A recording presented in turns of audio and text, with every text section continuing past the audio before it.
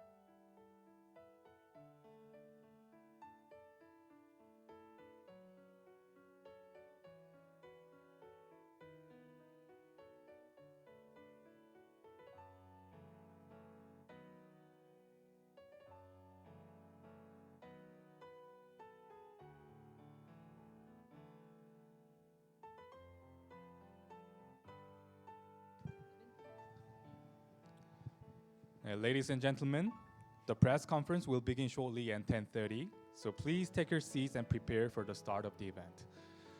곧 10시 30분부터 기자회견을 시작하도록 하겠습니다. 장내에 계신 여러분들께서는 자리에 앉아주시기를 부탁드리겠습니다. The interpretation is provided in both Korean and English, so please adjust your interpretation receivers to the appropriate channel. Channel number 1 is Korean and channel number 2 is English. 본 행사는 영어와 한국어 통역이 동시로 진행됩니다. 동시 통역기를 소지하신 분들께서는 채널을 확인해 주시기 바랍니다. 한국어는 채널 1번, 영어는 채널 2번으로 설정해 주시면 되겠습니다. For those attending online through Zoom, please note that English, Spanish, and French are also available. Please select your preferred language channel in the Zoom menu. 줌을 통해 온라인으로 참석하고 계신 분들께서는 영어, 스페인어, 프랑스어도 제공되니 참고해 주시기 바랍니다. For those attending online through Zoom, we kindly ask that you may keep your camera on during the event. 원활한 행사 진행을 위하여서 카메라 화면을 켜주시기 바랍니다. 곧 있으면 행사 진행하도록 하겠습니다. So we'll begin shortly. Thank you.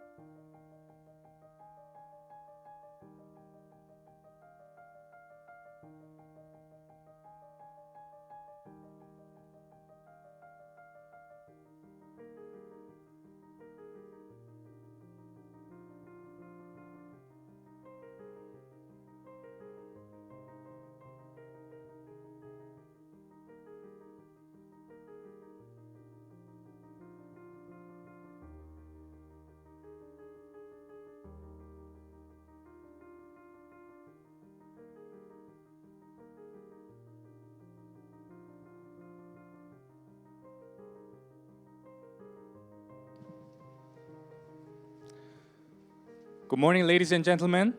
My name is Kyle, and I'll be moderating today's press conference. I'd like to express my deepest gratitude to all the members of the domestic and international press, as well as distinguished guests for taking the time to join us today. 안녕하십니까? 오늘 기자회견의 사회를 맡은 류기원이라고 합니다. 바쁘신 가운데도 참석해 주신 국내외 언론 귀빈 여러분과 우리 내외 귀빈 여러분께 진심으로 감사드립니다.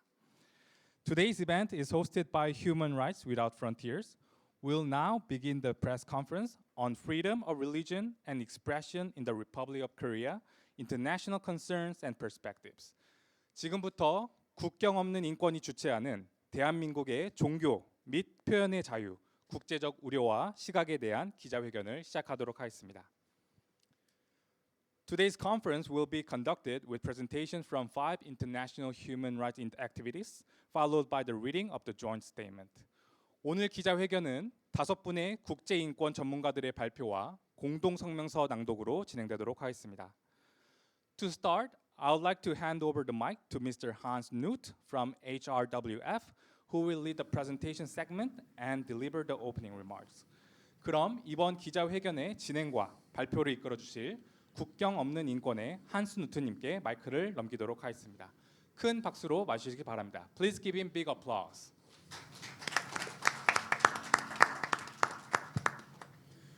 Good morning, ladies and gentlemen, and for those online, good evening and good afternoon, I would say.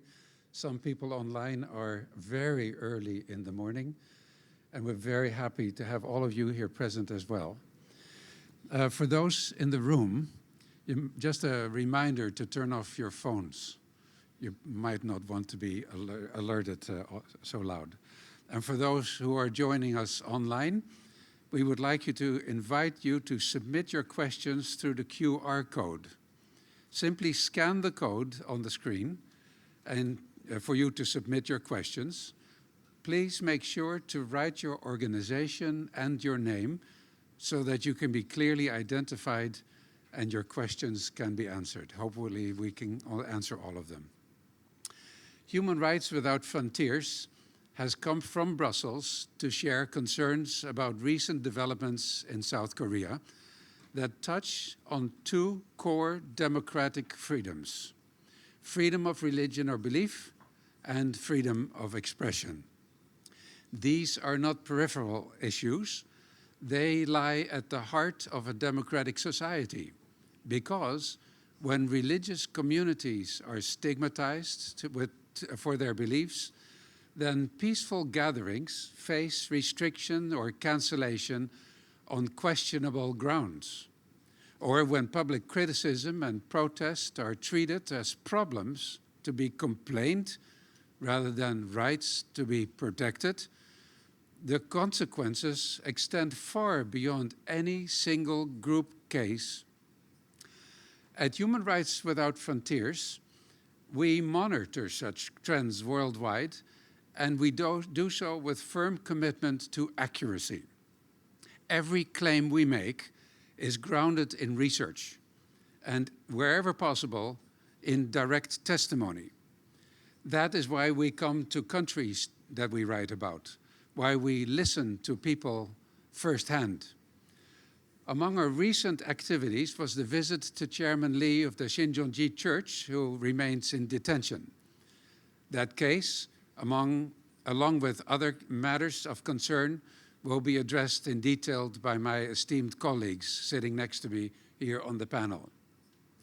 Today's documentation, we will refer to reflect concerns raised by a range of sources, including international human rights, reporting, and civil society monitoring.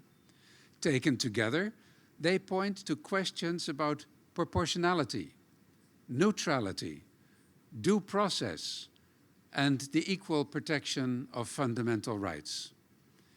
We will also examine a number of recent cases that have drawn public attention, including issues involving large religious gatherings, administrative pressures, and pretrial detention involving religious leaders.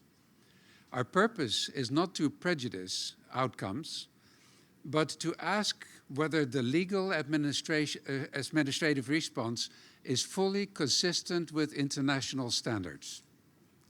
The press conference is not about defending one theology, one denomination, or one movement. It is about defending a principle that fundamental rights apply equally to all, including those whose views or beliefs or public presence may be unpopular or counter to our own beliefs.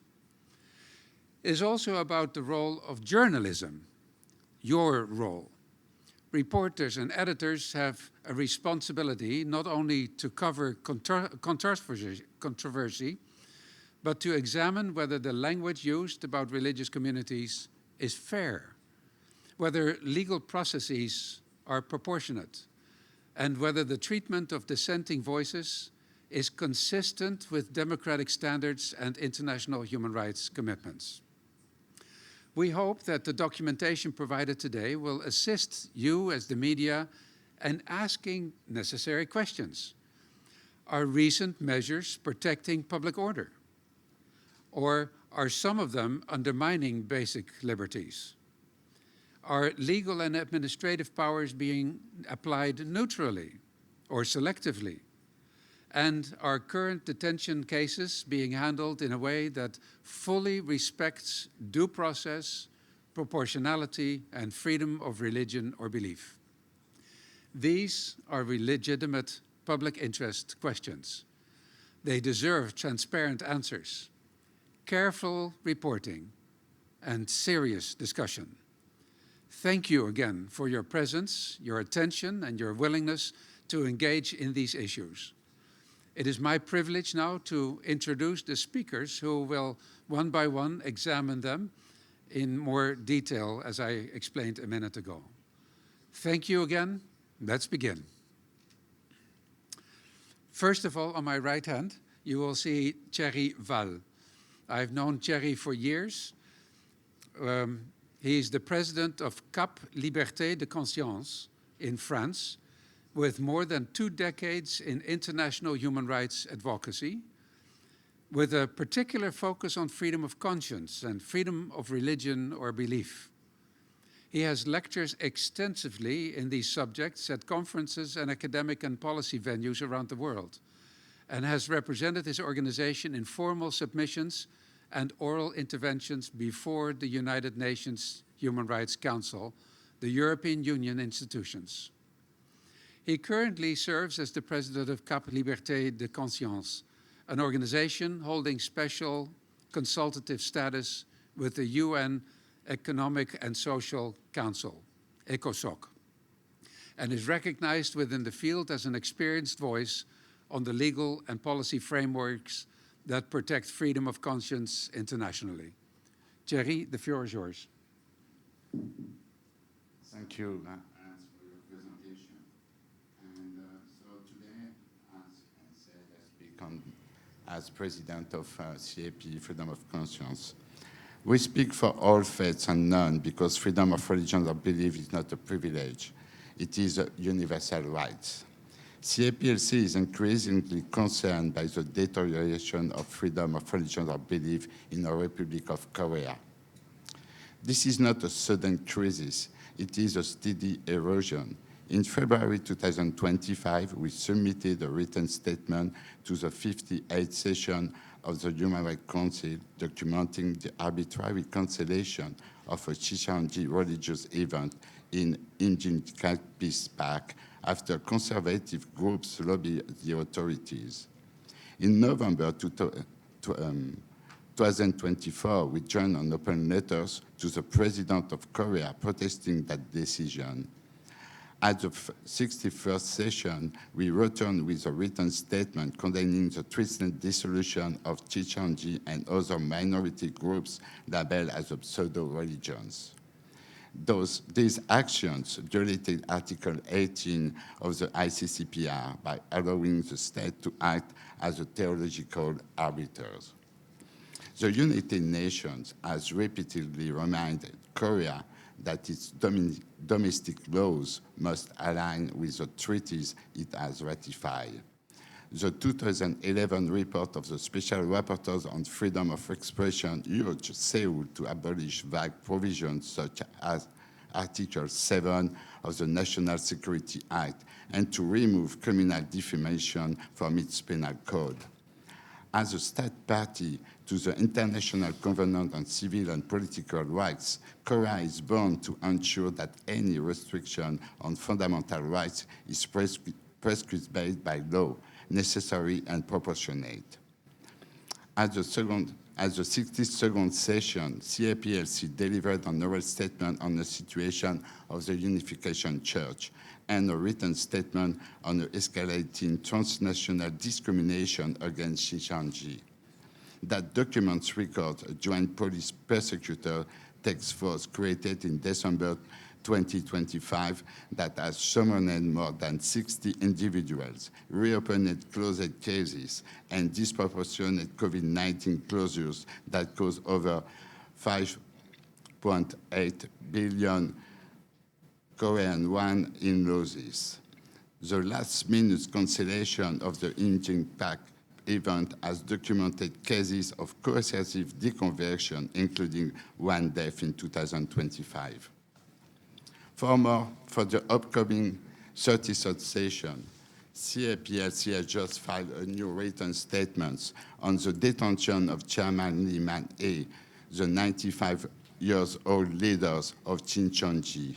He remains in custody for non-violent allegations related to political participations by members of his church. The Minister of Justice has publicly called him a false prophet and declared his punishment inevitable. While investigation was still ongoing, this undermines the presumption of innocence. We urge the Korean government to review the necessity of detaining a frail elderly man to ensure judicial impartiality and to base any legislative measure on accurate information and the international standards enshrined in a body of principles for the protection of all persons under any form of detentions. 30 years of advocacy have taught us that silence is the ally of injustice. We are not here to lecture. We are here to ask with respect the questions that any democracy should be able to answer. Why is a frail 95-year-old man still in detentions? Why can the church be dissolved on the strength of media campaigns? Why is taking part in public life a crime for some believers and not for others? Thank you.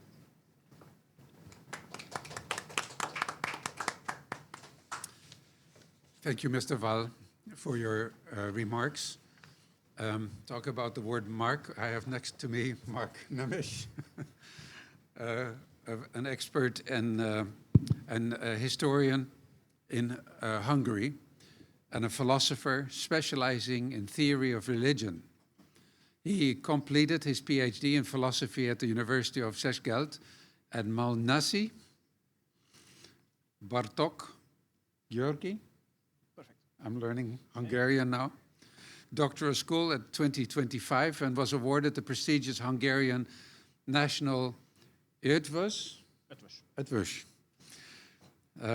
This is my first lesson in Hungarian scholarship in recognition of his research. He holds a full-time researcher and research coordination position at the Hungarian Academy of Arts Research Institute for Art Theory and Methodology in Budapest, where his work explores the intersections of art, aesthetics, and religiosity. In 2025, he was appointed Deputy Director of CESNUR, and he's a co-founder of CESAR, the Central Europe Symposium for Academic Study of Religion, a research network supporting early career scholars of religion across Central and Eastern Europe. Mark, the floor is yours. Thank you very much, Hans. Esteemed members of the press, please allow me to start with a brief quotation. On June 27th, the Minister of Justice of the Republic of South Korea, Sang Ho-jung, published a lengthy Facebook post. Although the Xinjiang case was inconclusive at that date, it seemed that he himself had already reached his verdict, stating that criminal punishment is inevitable. We, who are concerned about the freedom of religion and belief and the freedom of speech in South Korea, thought it could be helpful to share his very words with you to highlight the worrisome trends we confirmed during our most recent visit here. Sincerely, we were quite surprised by these comments and even more perplexed by the religious fervor of this supposedly secular state minister. And now, please allow me to read a brief quotation of this Facebook post. He states, "Today, Lee Man-hee, chairman of Shincheonji, who is accused of forcibly registering more than 50,000 believers as members of a specific political party, was indicted and detained. The allegation is that through mass party enrollment during major political events such as presidential, local, and party leadership elections, he distorted the political will of parties and citizens and violated the constitutional principle of separation of religion and state." Minister Young's unique understanding of how this separation works is quite perplexing, once again. In his eyes, religions are not allowed to comment on broader social matters at all. Scholars of religion, however, just like myself, would argue that subjects that concern broader society have always been discussed within religious contexts as well, as the ethical and moral standpoints that citizens themselves take originate from and are upheld by the structures of these very spheres. Even if one agrees with the concept of natural law, removing organized religion from principal matters and positing that, an inherent set of higher morality, those who articulate these notions have always been religious channels. We, as scholars and specialists of FOREF, understand that, well, although don't really agree with the principle that Korea's electoral law uniquely criminalizes religious leaders, comments on voting and political matters, despite jail terms up to 3 years being specified until the controversies around former President Yoon and the election of current President Lee, no one has been jailed for such offenses. Instead, priests and pastors giving electoral advice or comment were normally faced with fines about approximately $200. Accusations of violating this electoral law extend beyond what Korean societal discourse, unfortunately, usually describes as cults. Mrs. Moon and the members of the Unification Church, Chairman Lee and other members of Shincheonji are not alone in being persecuted for political reflections. Presbyterian pastor San Young-bu of the Busan Sangyo Church was also held for 6 months in a pre-detention center and was later charged for the same amount of time after making comments about not associating with the local candidate endorsed by President Lee. Pastor Kim Young-won, chairman of the Far East Broadcasting Company and former president of the Baptist World Alliance, was also targets of such investigations. Buildings of the Yoido Full Gospel Church have also been raided by the police for similar alleged reasons. It is important to note that the core of the Christian countercut movement, conservative Protestants, also seeks to extend such scrutiny of making political commentary to the Catholic Church, where multiple priests have made relevant public statements. The disproportionate reactions against churches during daring to comment on broader social matters also affect the lives of congregants beyond South Korea's borders. This is a very high concern of us. Their freedom to express and practice their faith is enshrined in ICCPR's Article 18 and 19 as inalienable rights, just as of those who practice faith here domestically. Several scholarly inquiries, including those by Bernard Doherty, Maria Varte, and me, revealed worrisome growth in hostility towards these movements in Europe, Argentina, and Australia amid the wake of current local developments. Now, since we are running out of time, I would like to close my speech with a final quote from Minister Young's public post, stating, "Only when the state remains in the secular sphere and religion remains in the spiritual one can democracy and peace within the community be maintained? Going forward, we will continue to respond strictly to crimes and the misuse of religion as a tool for power to undermine the freedom and democracy of people in the name of religion. Then he proceeds confidently, citing Matthew 7:15 from the Bible. Beware of false prophets who come to you in sheep's clothing, but inwardly are ravenous wolves. If we are to consider Ministerium's public post seriously, several questions arise.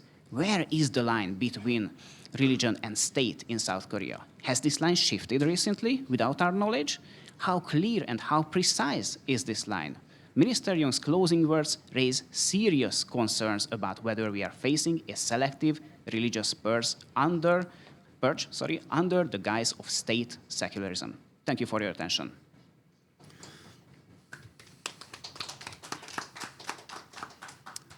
Thank you, Mark, for these very important words at this moment. Our next speaker is sitting on my left, your right, Michael Langhans, a German legal expert specializing in family and child custody law, with particular expertise in cases requiring family court psychological assessment. A graduate of the University of Augsburg, he studied under the former German Federal Constitutional Court Justice Johannes Masing, building a legal career on complex custody and family law disputes before extending his expertise into freedom of religion or belief.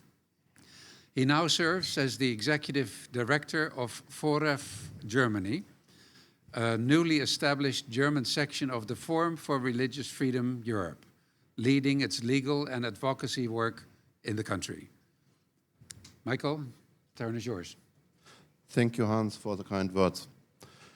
Coming to the Republic of Korea, I wanted to investigate possible violations of freedom of belief.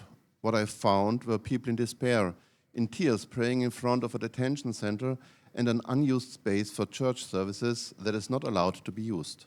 Yet, this is not about Chairman Lee or Shin Chon-chi. It is about rules made by the people to serve and protect the people. From an international legal perspective, and out of concern that the position taken in this case could spread into a global conflagration, we look at Asia with considerable concern. Many laws address religious freedom, but only the South Korean constitution mandates a strict separation that nobody seems to know how to handle. When the Frankfurt Constitution was drafted in Germany in 1849, it was in fact more protective than any other constitution. The exercise of civil rights and the fulfillment of civic duties were not restricted on religious basis. The Constitutional Court of South Korea, whose wisdom is beyond contestation, interprets their article as a mandate of separation and distinguishes between freedom of belief and religious practice. However, what we see and what we get is something different. Yet this is a constitutional framework in which we operate. The sources of law offer only limited guidance. The Frankfurt Constitution never entered into force. Other sources are silent on this relationship, state and churches. Political liberalism by John Rawls tells us that political power requires a justification that all reasonable citizens can accept. Can reasonable citizens accept having religious feelings hurt and worship forbidden? Religious arguments in politics are acceptable as long as secular reasons are also present. This, in my view, aligns with the fact that our world is full of rules carrying both secular and religious effects. The permission to use a building as a church is both secular and religious. For the safety of the people, it is necessary that both sides work together and find the best solution. Believers pay taxes, churches start schools, and take care of those in need. They are therefore not destructive cults. Everyone participates in secular life in dual role as both citizen and believer. Restricting this is unacceptable. One way to resolve this dilemma would be to prevent only institutional entanglements. Another would be to let churches decide for themselves where such questions are exclusively religious in nature. Franklin D. Roosevelt spoke in 1941 of the four freedoms, which were crucial words that shaped the declaration by the United Nations against Nazi Germany. The freedom of speech, to worship God in his own way from want and from fear. Yet, can any one of these four freedoms truly be realized while the others are ignored? Can they be separated, all Or are they not essential pillars of this great South Korean nation? Too often, real interests overlap, which is why an artificial separation of church and state cannot be sustained. The core of religious freedom must be untouched. It cannot be overlooked that President Trump has orchestrated the mobilization of religious voters with great skill. Yet this is legitimate because it serves legitimate purposes. On this basis, it must be asked whether existing case law interpreting the Constitution and certain public acts has been overtaken by reality, and whether a strict application of that case law would not lead to complete incapacitation. A ban on political engagement would itself be discriminatory. The Constitutional Court has rightly noted that given the particular nature of religious communities, the public interest, such as the fairness of elections, may prevail. What has not yet been decided, however, is the influence of apostates, nor has it been decided that society would look like entirely without the social engagement of religious communities. Evaluating the actual function of religions themselves, it is sometimes suggested and even stated publicly, represents a serious intrusion into their freedom. This core area must not be assessed or defined by anyone from the outside. Whenever the Constitutional Court has had to grapple with questions at the intersection of religion and administrative law, the resulting decisions have been noteworthy. Dissenting opinions concerning Seventh-day Adventists were issued, and in 2018, Jehovah's Witnesses were acquitted for refusing military services. But we need sufficient clarity in cases of religious freedom. This is the time to decide wisely in a way that all people can accept. It is not the time for a constitution or a government to bring people to tears. It is time to create a better future with the full implementation of human rights and the freedom of belief. Thank you.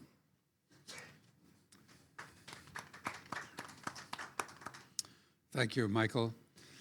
Our next speaker will be Professor Massimo Introvigne, an Italian sociologist of religion, author and intellectual property attorney whose scholarship spans more than 4 decades. He has authored approximately 70 books and over 100 academic articles in the sociology of religion, and is widely regarded as one of the field's foremost international authorities, described by fellow academics as, quote, one of the major names in the study of new religions, unquote, and as being, quote, among the world's leading scholars of new religious movements. He co-founded CESNUR, Center for Studies of New Religions, in 1988, and has served as its managing director since, and is also co-editor-in-chief of the daily magazine Bitter Winter. His research has been presented before academic conferences, parliamentary bodies, and international organizations, including the OSCE. Massimo, floor is yours. Thank you, Hans. I'm a sociologist of religion, and I have also served in institutional capacity, including as a representative of the Organization for Security and Cooperation in Europe, OSCE, for combating racism, xenophobia, and religious intolerance. When I was there, I co-authored at a conference in Rome what is called the Rome model and is now widely quoted. A tool that predicts that minorities, particularly religious minorities, are normally attacked through 3 stages. Intolerance, primarily by the media, discrimination by courts of law, administrative authorities, and government, and then persecution and violence. This model applies to both totalitarian and democratic states. In fact, I'm not here to single out Korea. This year I was called by the same OSCE to be a keynote speaker at a regional summit in Rome about intolerance and persecution of religious minorities in Western Europe. There are only democratic countries in Western Europe, yet there are hate crimes, and I discussed in particular the situation of the Jehovah's Witnesses applying the Rome model and showing how intolerance led to serious hate crimes, including hundreds of instances in Europe of violence and some cases of attempted homicides. Coming to Korea, we see, as in many other countries, the three stages at war. The first stage is intolerance, which is the prevailing depiction in the media of some religious minorities as heretics, cults, false prophets, etc. And this is targeting, in particular, the Unification Church, now the Family Federation, Shincheonji, Jehovah's Witnesses, and others. Relying largely on accounts by other religionists who are in competition with these groups and apostate ex-members. Apostate is not an insult, is a sociological category designating the small minority of ex-members who spend their life attacking the groups they have left. Most ex-members are not apostates. From intolerance, the step is short to discrimination by courts of law and administrative authorities and governments. We are concerned to see in the Korean parliament a draconian draft law allowing swift dissolution of religious organization being discussed, one of the strictest in the world. And we are also concerned by the selective and particularly harsh application of existing laws, particularly the law on election, to detain religious leaders, including the now liberated Pastor Son Yonbo, Mother Han of the Family Federation, and Chairman Lee of Shincheonji. The last two cases are very surprising for me coming from European Union, because Mother Han is 83, Chairman Lee is 95. European law, we have, in European Union, we have laws mandating that such elder defendants, if they are not responsible of violent and blood crimes, should await trial under house arrest and not in jail. There is a danger that intolerance and discrimination will lead to actual violence. And we have seen the violence in Korea, while in the course of forced conversion, we have a case of people severely beaten and even killed, as you all know. And that just proves how easily the slippery slopes of intolerance and discrimination may lead to persecution. So religious intolerance should be stopped when it starts.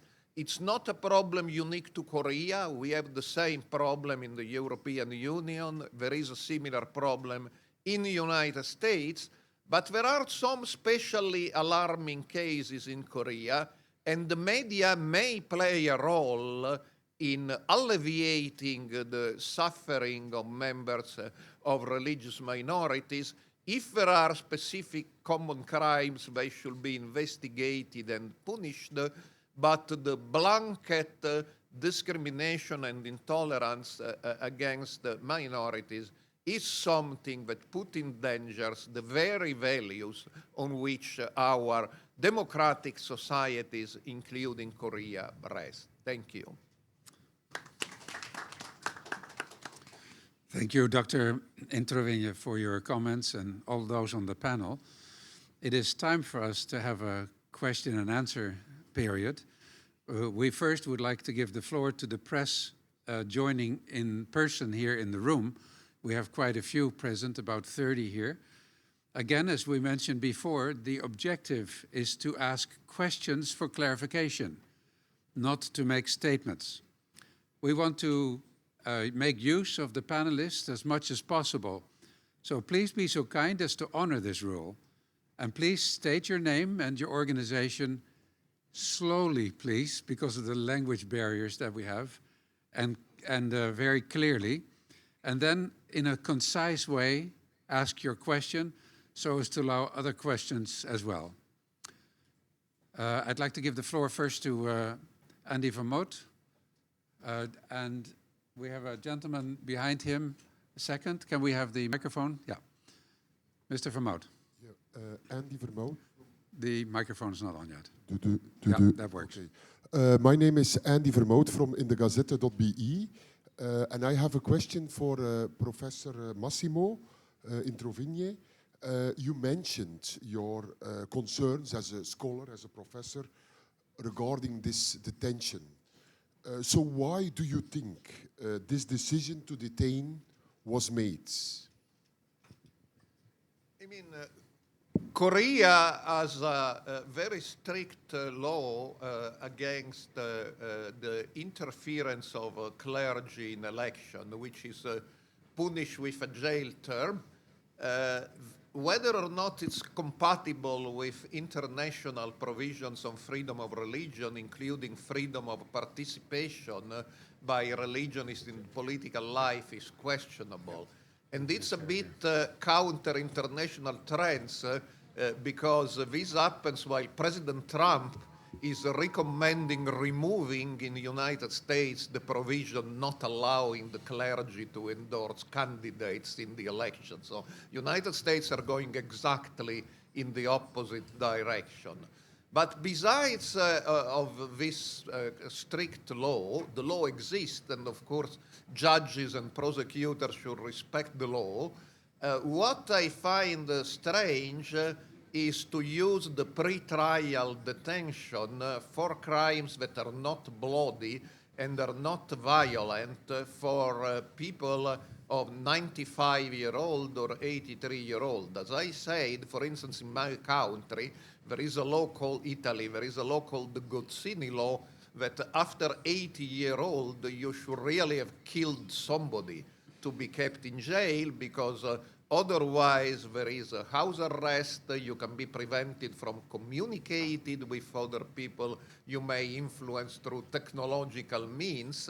So there are a number of alternatives to spare older people from detention while guaranteeing any need for the trial prosecutors or judges may have. Thank you, Professor Introvigne. We have a gentleman just behind. Can we take the microphone to the second row in the middle here, please? 네, 안녕하십니까. 저는 중부일보 김태훈 기자라고 합니다. Hello, my name is Chungbu. I'm from the Chungbu newspaper, Kim Tae-hoon. I would like to ask Mr. Bell, 신천지라는 조직의 특수성을 고려하면은 understanding the specialist of Shincheonji, though 어떻게 보면 이제 검찰이나 그런 데서 봤을 때는 이제 강요나 이제 불이익을 받았을 것이라는 의견도 많고 실제로 공소장에 그런 취지로도 규정이 돼 있기도 합니다. though the indiction says 신천지 성도들을 만났을 때 답변은 어땠는지 궁금하고 that 그다음에 이 신천지의 정치 참여와 이에 대한 수사를 좀 that 어떻게 it's a 평가하는지 presumed 잘 부탁드립니다. indictment and a prosecutor forced, but after meeting Shincheonji congregation members, how was it different? I did not understand the question. Not sure the translation came. Can you help maybe Kyle? Kyle, can you translate this question out loud so that everyone understands? 질문을 다시 한번 해주시면 감사하겠습니다. In English, please. 그 신천지라는 어떤 조직의 이제 특수성이 Understanding 있습니다. Shincheonji, 그래서 이 신천지 측에서는 so from the Shincheonji side, 어떤 단순 지시로 그냥 일반적인 그냥 지시로 이렇게 정당 가입을 했다고 하는데요. that all this joining the party has been done because of the order 근데 that 이제 came down. 검찰이나 이제 수사하는 쪽에서는 But from the prosecutor side, 어떤 정당 가입을 안 할 경우에 어떤 좀 강요나 이제 불이익을 받았을 것이라는 that there is a 그런 presumption 의견이 that the Shincheonji congregation members would have received some sort of 그러면은 그런 상황에서 이 신천지의 그런 성도들을 직접 만나셨을 the punishment. So when you met the Shincheonji congregation members, what was their reaction? Was it really true?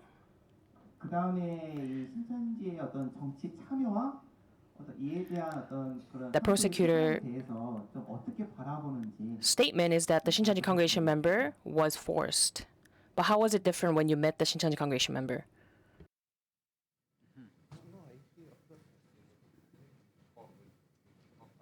Somebody should translate publicly. I mean, this kind of translation, we are sorry. I believe it's too difficult. So somebody should publicly state your question in English. Yeah. We cannot answer because we maybe didn't Kyle, understand maybe the Kyle, question. can you translate the question then for us? Somebody should come here and translate the... Okay, so this was a question for theory, and you might have met one of the saints from Shincheonji, and he was asking what response they did. How was the reaction regarding this situation right now in Korea?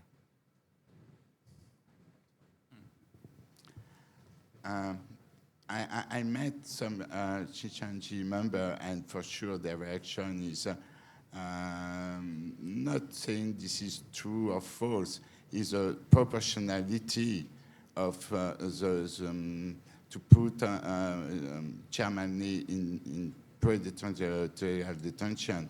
And my main concern is not about what said Shincheonji, it is about the international law, as recalled Massimo Introvigna, and also in my speech. It's not matter to saying to do a justice here, is to say there is some international law, and South Korea government is linked to this international convention. They ratify the ICCPR, and they should protect Chairman Lee not to be in jail. So for sure, I met many persons from many groups which are discriminated, because this is also my job, and as recalled Hans, it's our job to get first-hand testimonies. But after, my job is to link that to international conventions. So Chairman Lee should be not in jail for what he did so far, and international convention said that too. Yeah, just one. Yeah, Mark, go ahead, please. Yes. If I may add just one very important detail to this whole situation. What we are concerned about is not just Shincheonji. This is a much broader situation that encompasses a vast array of religions, and among them there is Shincheonji and many other congregations as well. Why we singled out, or why we mention Shincheonji, is exactly about proportionality. Additionally, it is because we are talking about an individual who is of elderly age. So these are our main concerns. These are human rights concerns, freedom of religion and belief concerns, and of course, freedom of speech concerns. This is extremely important to stress. I hope it was translated appropriately, and I think we can all agree that this is the foundational message of this press conference. Thank you, Mark. Any other questions in the audience? The gentleman from Malaysia.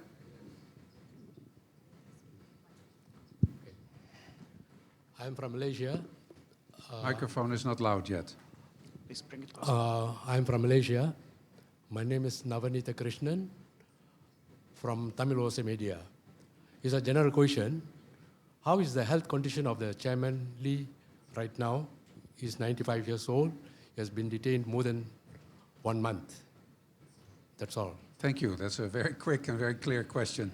We visited Chairman Lee in jail yesterday.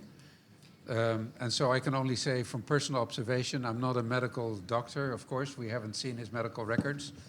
But what I observe is that he is, of course, old, but he walked by himself. He talked freely.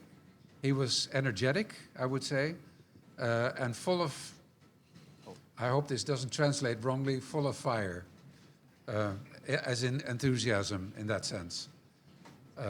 So I hope they take care of him well, because like I said, it's not easy. I have heard other stories that he was wheelchaired around, but I have not observed that myself. Thank you. Thank you for that question. That was a clear question. Gentleman here in the front. Microphone, please. Thank you very much. Amin Hashimi from the 16th May. I'm coming from Brussels and from European Parliament. We was with Angie and me in front of the European Parliament speaking about this case. Have you any message to our deputy? We know there are someone on holidays, but usually when something happened, and for an old man of 95 years old like this, it's something very urgent. Have you a message to our parliament, to our European peoples who take care about this freedom and human rights? We can do business, but human rights is a priority for us. Thank you. A very clear question. Anyone on the panel that wants to take this one? Michael? Michael, do you want to take that? No. Yeah. Well, it's incredible how silent Europe is in this specific question. I tried myself to cooperate with some persons able to work with governments in Europe, but you didn't get any answer yet.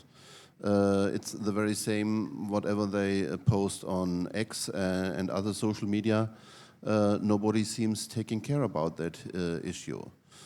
For me, the problem is when we don't see these kind of problems in the world, we cannot see the very same happening in Europe. So that is the thing I'm concerned about. We don't see anything in some cases, and this is one. It's the very same about Unification Church and Shincheonji. Nobody is taking care. I mean, it's also a little bit about cult narratives.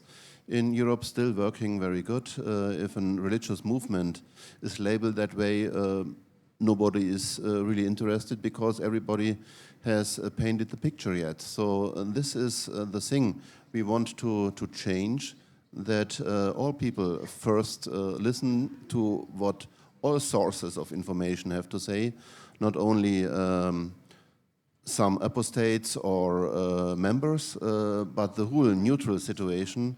And if you listen to them, there should be a definite and immediate response, especially from Europe. Well, if I can add, that contrasts with the situation in the United States. The United States have always taken interest on what's going on in Korea in respect of religious liberty. They condemn the forced conversion. They condemn the treatment of Shincheonji during COVID through the U.S. Commission on International Religious Freedom.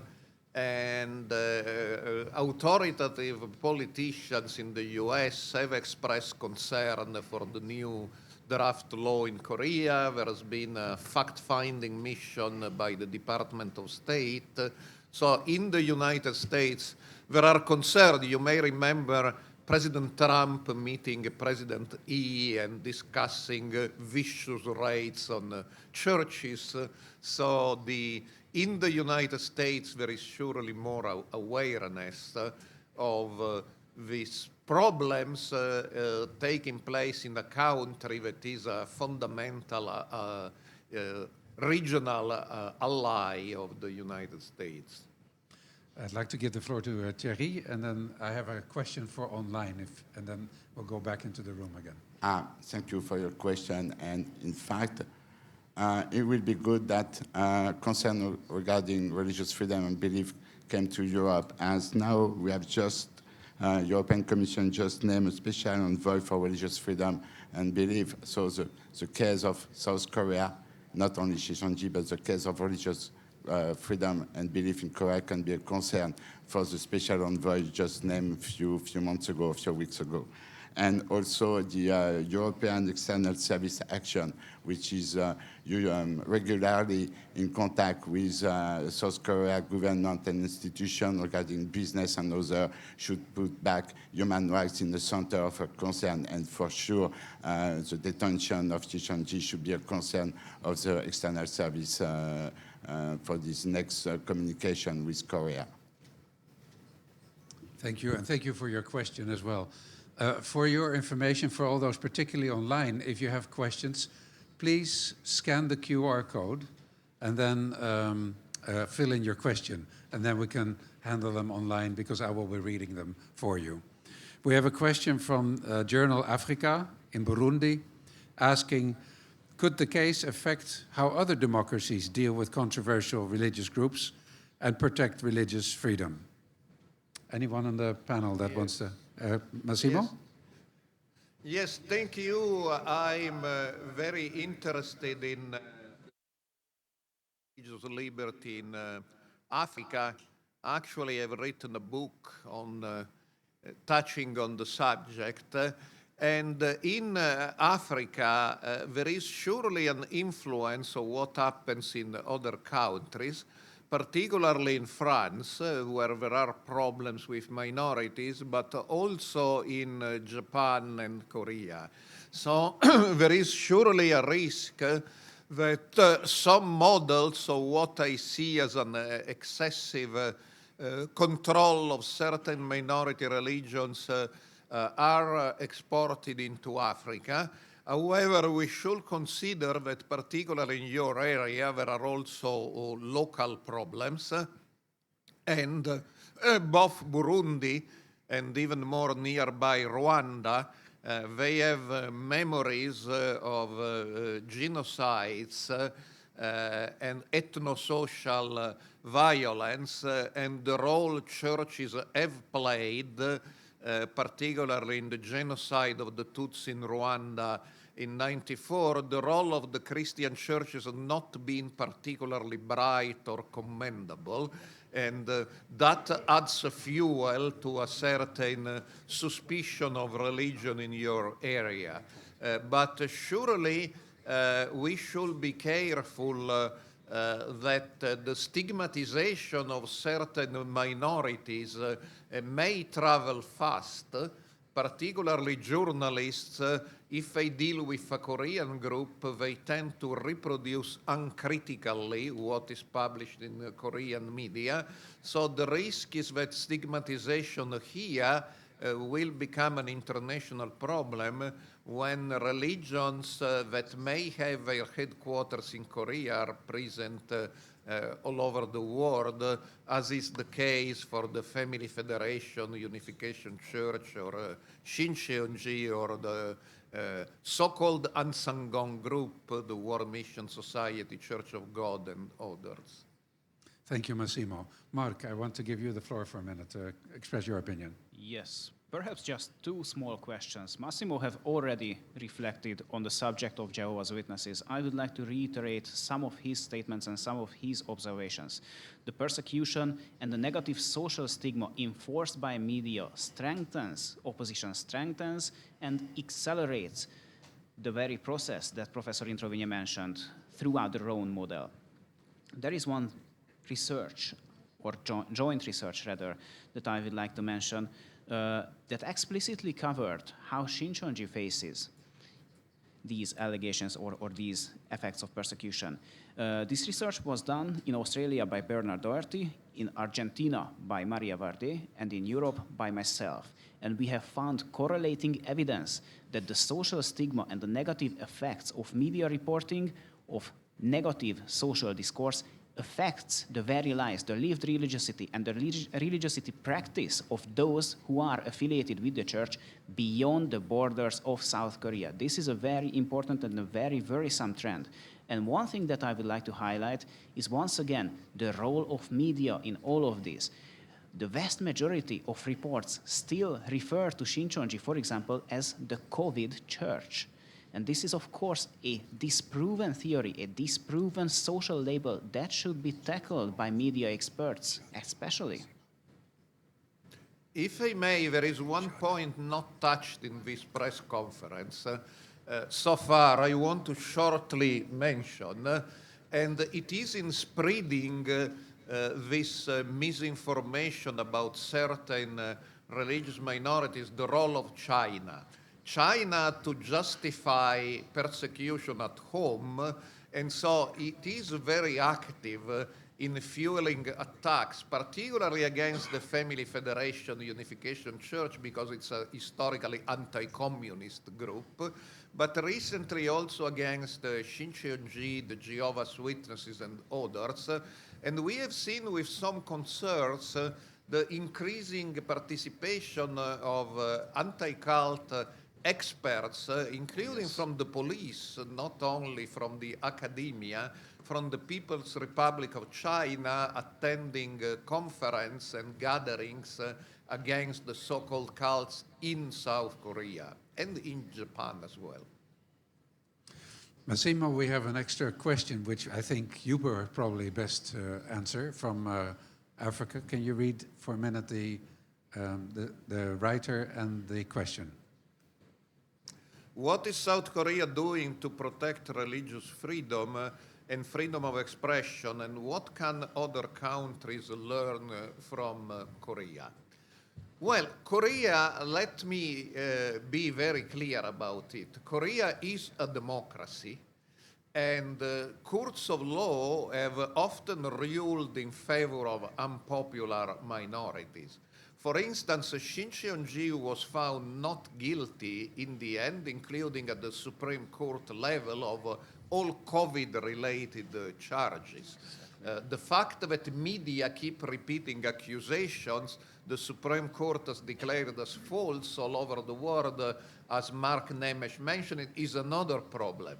But the judiciary in Korea, in the case of COVID and Chairman Lee, spent time in jail for alleged COVID offenses he did not commit. The judiciary has been remarkably straightforward and independent.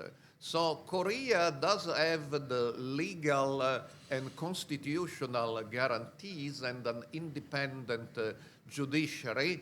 And the only thing as an external observer I can say is that Koreans still cherish the independence of the judiciary and be a little bit concerned about attempts by the presidency or the government or everybody else to reduce the independence of the judiciary, including by using special prosecutors rather than regular prosecutors.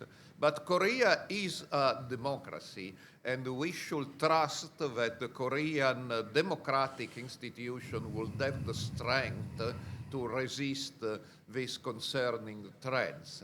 And what other countries may learn from what's happening in Korea is that religious intolerance doesn't only happen in China or Russia or Iran, but it's also a problem of democratic countries.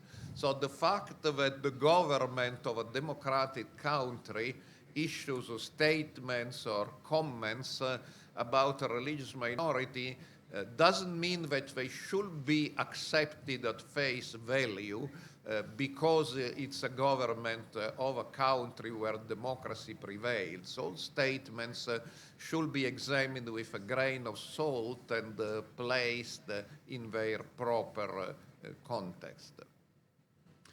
Thank you very much. We have time for just a short question. We have a lady in the middle here. Can we send a microphone to her? It has to be a short question because we don't want to run too much over time. Thank you. My name is Song Tae-bok. I'm a Cheonju Daily News editor-in-chief. I have a short question. I really want next step of this organizer. Okay.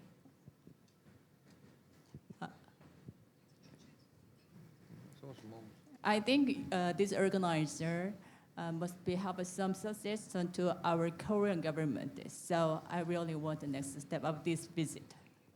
I would like to know the next step of this visit. Exactly. I would like to know the next step. What will be the next step? Next step. Excellent question. Thank you very much. We will actually show you the next step in a few minutes. We have that prepared, and we will thank you for that question. That's the perfect timing. And that's a short answer too, but I would like to give the floor for a minute to, yes, Mark? There is a question, this gentleman is... All right. You'll be short. You have a promise here. Thanks, Andrew Sam, Washington Times. We're talking about Korea. Korea took its legal system from Japan during the colonial period. Japan has very recently dissolved an entire religion that didn't break any laws, the Family Federation. There's been minimal international outcry about this as far as I can see, and it seems very likely this government will pass the pending legislation, the so-called church dissolution law. You are talking about this, you're complaining about this, but I see very little international pushback against the Japanese action or indeed the pending South Korean legislation. Why not?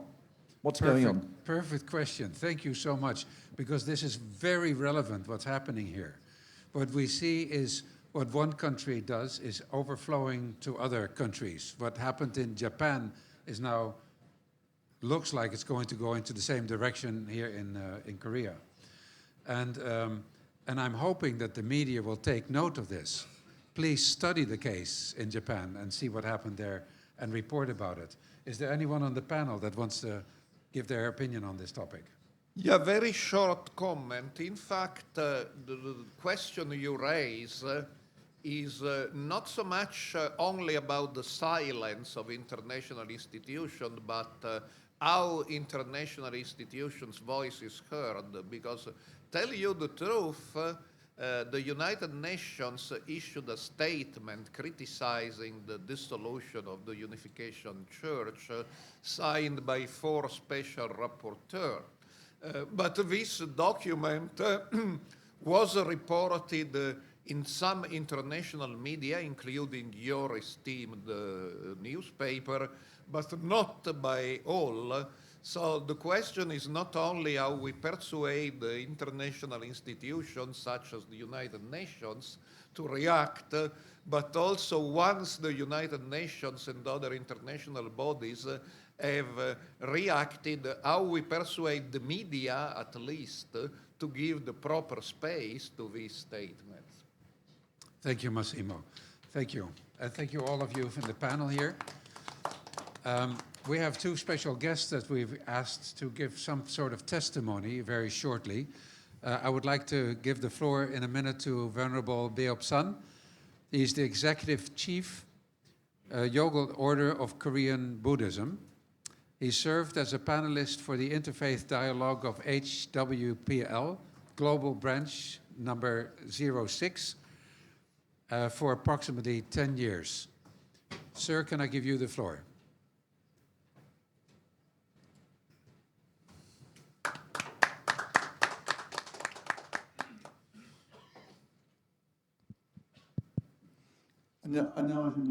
Greetings. I am Beop San, the Executive Chief of the Choge Order of Korean Buddhism. I pray that all blessings for those who attended here from the various subcommittees. I bless that the 3 jewels, the Buddha, Dharma, and Sangha, be with the distinguished guests. Buddhism teaches the truth of the dependent origin, which state that all beings are deeply interconnected. Threats to the freedom and human rights of others are by no means merely an issue for individuals or specific religions. They affect the peace and coexistence of our entire society. Recent incident with the Shincheonji chairman Lee Man-hee's arrest. While the state must uphold the law and order, the Buddhist leader expressed deep concern upon observing the recent series. Fundamental rights, human rights, and freedom of religion must not be infringed upon the grounds of specific religion, nor should social prejudice and discrimination be justified. The Buddha taught us to let go of prejudice and attachment and to treat all living beings with compassion without discrimination. A democratic society can become healthier when it protects the rights of minorities. I hope that judicial judgments and the enforcement of the public authority will also be carried out fairly, while respecting universal human rights and freedom of religion that are acceptable to the international community. Furthermore, I earnestly pray that our society becomes a peaceful world where morality and ethics are upheld and all beings coexist without discrimination. Thank you. statement.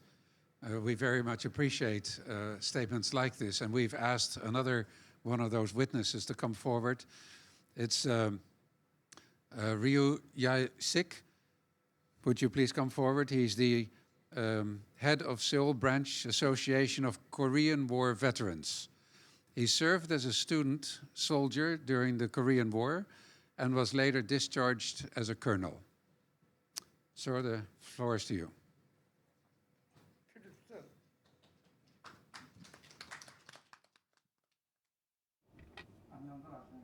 Good afternoon. My name is Ryu Jae-sik, a president of the Seoul branch of the Korean War Veteran Association.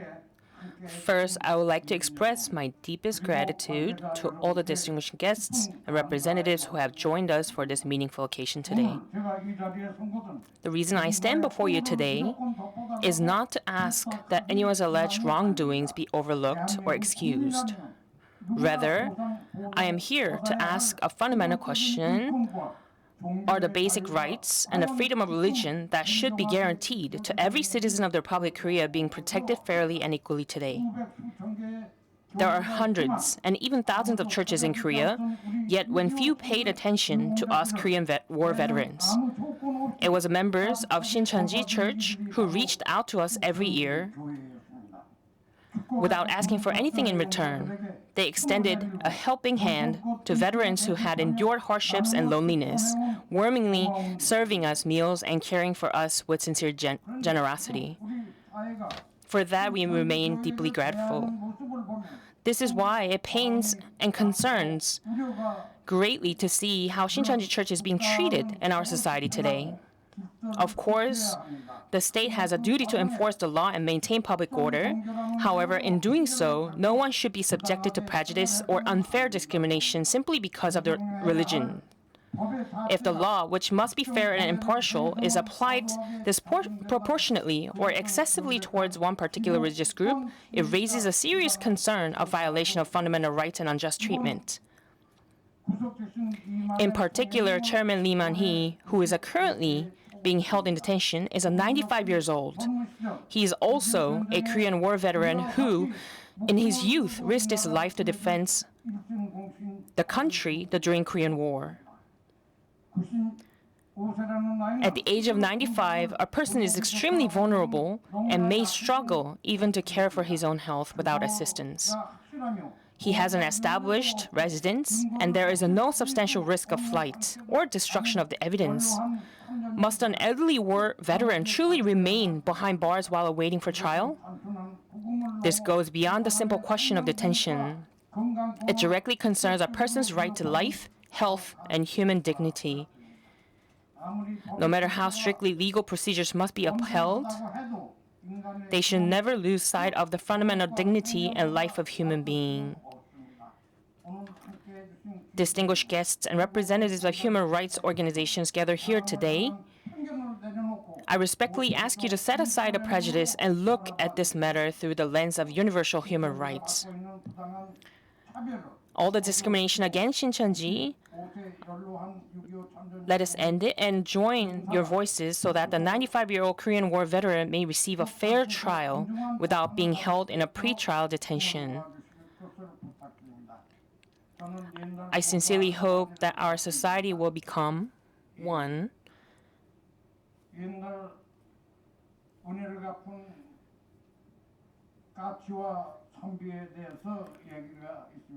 there is an old story that pays back the grace of what they have received to each other. And though I cannot do that much, but my fellow veteran, to receive a fair judgment, I will try my best. I sincerely hope that our society will become one in which the fundamental rights of every person are reported equally without discrimination. Thank you.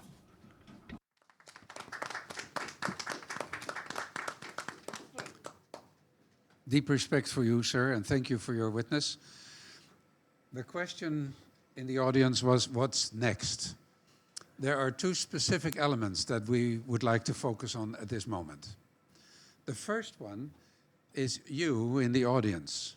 You have a voice. You are co-responsible for the religious freedom in Korea and elsewhere. We plea for you to write your articles and tell the world the importance of freedom of religion or belief and freedom of expression, and how it destroys society if that is not protected, that right.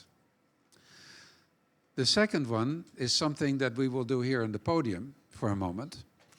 I have a statement here that we will be presenting. It's a petition that we will be presenting in a few minutes to the National Human Rights Commission here in Korea, calling it to honor the international human rights standards as ratified by Korea by releasing the very elder detainees from detention as described by the Mandela rules, which are honored in by far almost all countries in the world. What we will now do is we will, here in the podium, we will sign this document and we will put it together, and then we will personally take it to the office there this afternoon. Gentlemen, could you take your document and your mighty pen? And we will sign the document now.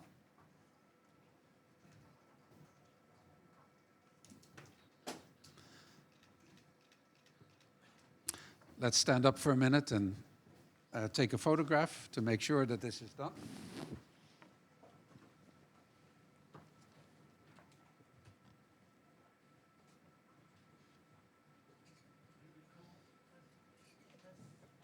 That way? Oh, the other way around. Oh, yes, exactly.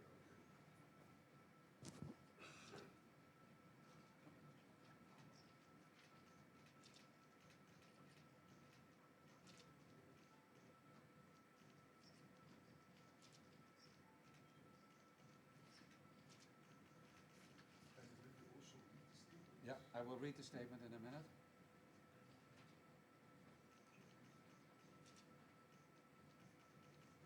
Okay. Let me stand there at the podium and read the statement officially.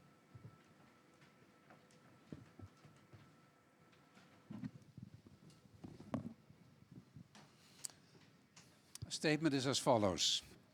We, scholars and human rights activists from various European countries, respectfully submit this statement after visiting and meeting with Chairman Lee Man-hee and related officials on August 6th, during which 3 of us met the chairman at his place of detention. As academics, we have studied Shincheonji for many years. One of us has repeatedly interviewed Chairman Lee and has authored what are widely regarded as the standard scholarly accounts of the movement. Others have produced monographic studies on its international missionary development in several countries. We hold the deepest respect for the democratic institutions of the Republic of Korea and have no desire to interfere with the functioning of its justice system. We note, however, that the case against Chairman Lee unfolds in a climate where media representations of Shincheonji as a cult, as they call it a cult, often rely on polemical accounts by religious opponents who denounce it as heresy, while disregarding the findings of the academic research. Also, we observe that Korean legislation concerning the political participation of clergy is among the most restrictive in the world and may be difficult to reconcile with international norms, affirming the right for believers to take part of political life. In several democratic countries, political parties inspired by religious organizations exist. And the United States is presently considering the removal of provisions limiting clergy from endorsing candidates. Chairman Lee is 95 years old. In the European Union, from which we come, pre-trial detention for all the detendants is considered as an exceptional measure, permitted only when violent crimes are alleged, which is not the case here. In comparable situations, defendants are placed under house arrest. This approach is consistent with the Mandela Rules of the United Nations standards. For humanitarian reasons, and in accordance with international principles protecting other defendants, we respectfully request the immediate release of Chairman Lee from custody, so that he may stand trial without being held in detention. That was the statement. Thank you very much.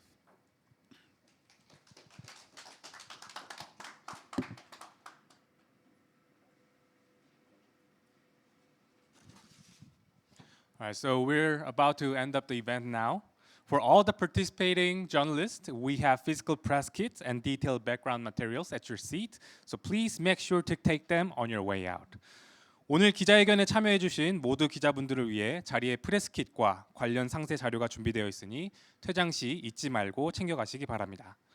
Following this conference, our key speakers will proceed to the National Human Rights Commission of Korea to continue their officer visit. Please keep this schedule in mind. 오늘 기자회견을 마치고 이곳의 주요 연사와 내빈들께서는 국가인권위원회로 이동하여 공식 일정을 이제 이어나갈 예정입니다. 참고해 주시기 바랍니다. This concludes the press conference today. Thank you once again to all the journalists and honored guests for joining us today. And have a safe journey back. And thank you so much. 이상으로 기자회견을 모두 마치도록 하겠습니다. 참석해 주신 모든 귀빈 여러분께 깊은 감사의 말씀 드립니다. 안녕히 돌아가십시오.